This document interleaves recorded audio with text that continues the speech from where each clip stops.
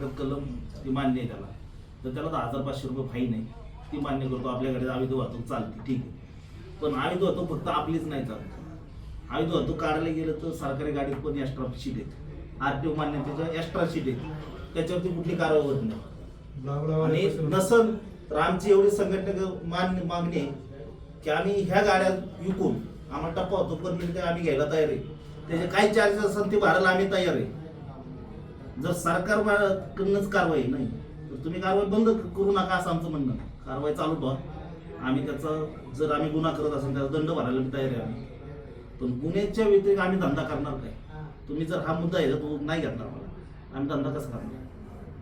आज पहिल्यापासून पोरं जी आहेत शिकून बसल्यात, कोण शिकलेले नाहीत, कोण ह्याच्यात आहेत. पण जे काहीतरी करण्यासाठी पटकन गाडी घेतात, ती परमिट घे, वाला उबेर कर. वाला उबेरला बरेच लोकडी चालू आहेत, सगळे वाला उबेर चालत नाही. काय अवैध वाहतूक करतात पोरं, ठीक आहे, अवैध वाहतूक करतात. ह्याच्यावर तरी कारवाई चालत असेल तरी लिमिटेड कारवाई झाली पाहिजे. नसन कारवाई तुमची कंटिन्यू ठेवा, आम्हाला टप्पा वाहतूक परमिट द्या.